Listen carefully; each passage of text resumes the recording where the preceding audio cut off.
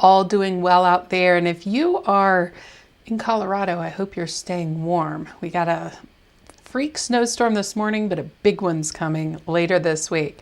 So this week on the Chill Business Journey, I wanted to share that I continue the conversation about visuals on social.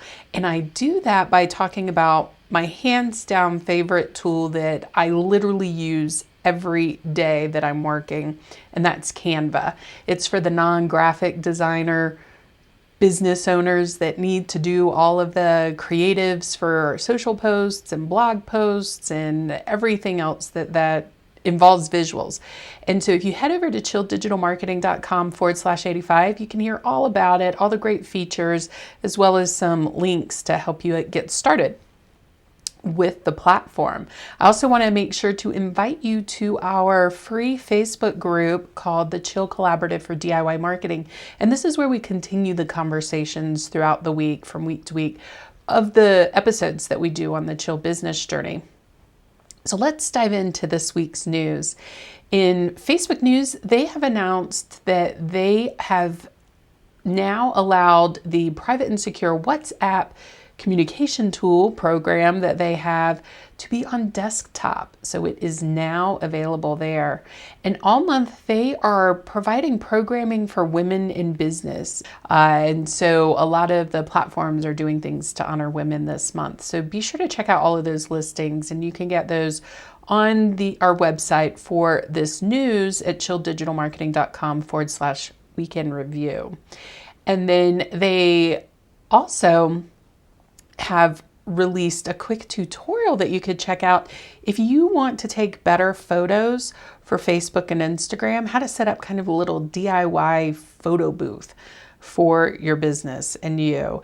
They've also launched a new campaign with the World Health Organization to combat misinformation about COVID-19.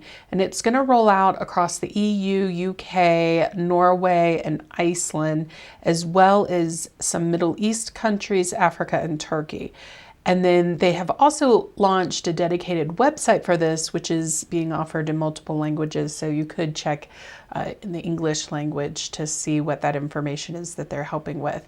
And then they've also released the report for a study they did that was related to diversity in advertising online.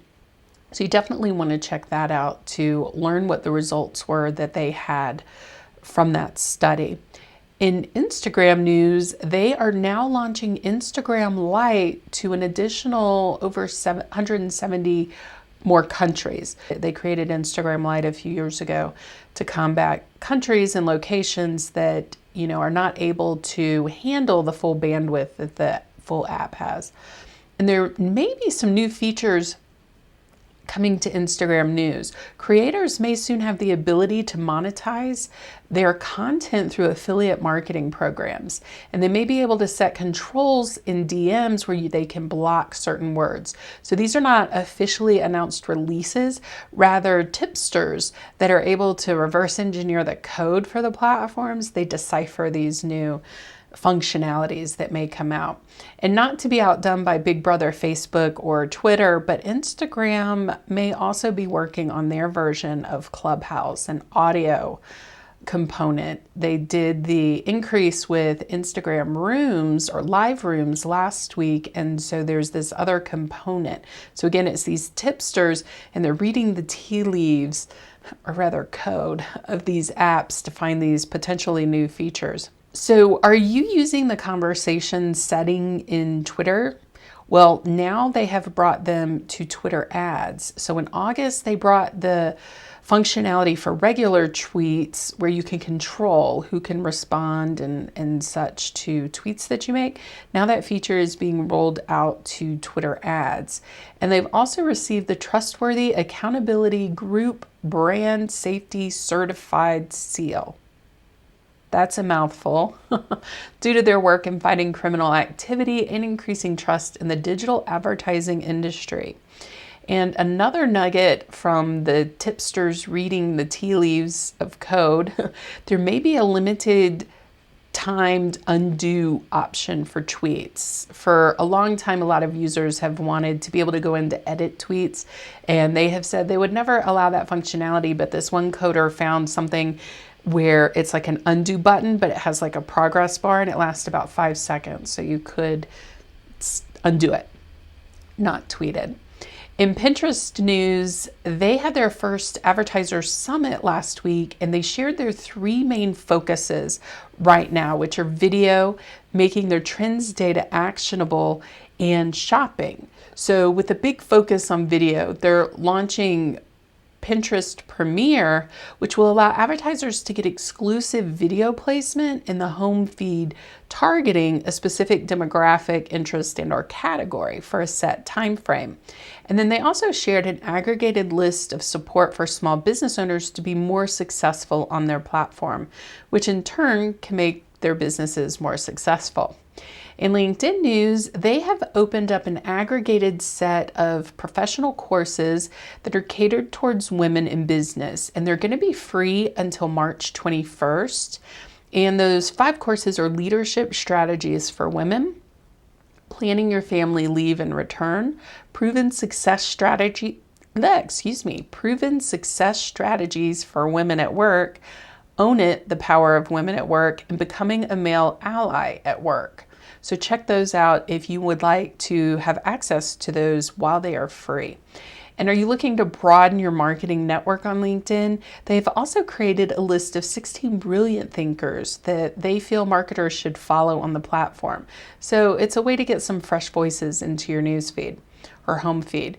And they also paused allowing new members in China to sign up because they want to evaluate that they're compliant with Chinese law. So if you or someone you know is in China, they are not allowing new signups there. YouTube had an article released by their chief product officer, Neil Mohan, and he shared 3 trends driving digital into the future, and that streaming platforms and CTV are on the rise. E-commerce is growing faster, powered by digital video, and short-form content is here for the long run. So look for YouTube Shorts to be available in beta in the US coming soon. It was released in beta in India. In Snapchat news, they partnered with Oxford Economics to study the impacts of the pandemic on Gen Z and how they will bounce back. So items like changes in skills demands and what spending power they will have by 2030. So that's an interesting report if you want to go check that out. And they've also partnered with Garnet, who owns USA Today, as well as more than 250 other daily publications. So they've had a partnership with Snapchat to allow advertising for their local business clients on the Snapchat platform. And then Snapchat's also created a resource page on advertising on their platform to explain some of the known impacts that the iOS 14 update is going to have on their platform as well. TikTok has announced 2 new features that are quite similar to what Twitter's been doing, and it's to help foster kindness on the platform. And the first one will give creators more control over comments on their videos. And the second would create a prompt for commenters to reconsider posting something that may be unkind or inappropriate. They also released another really cool tool that users who are creators or who have creator accounts can use, and it's a new Q&A feature. And what it will do is, for a video, if someone comments, they could flag their comment as a question so it stands out for the creator, who can then go back and answer those questions, as well as all of the questions with their answers that are put to videos throughout the platform. On an individual creator's page, there will be a Q&A link, so all those questions get aggregated in one place.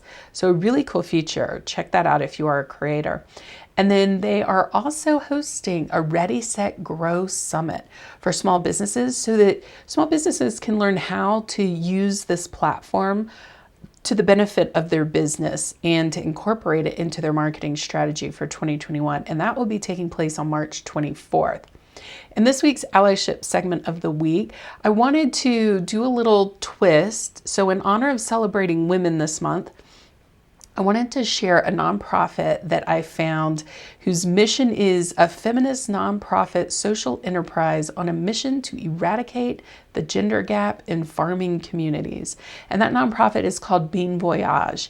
And one of the co-founders is of Asian descent. And I feel like that needs to be brought to the forefront in allyship because there have been increased incidences of Asian people being victims of race and hate crimes. So that is a wrap for this week's news. I hope you have a wonderful rest of your week. Be sure to head to our website at chilleddigitalmarketing.com/week in review to get the links to all of these news items so that you can read up more about them. All right, I'll see you next week. Bye-bye for now.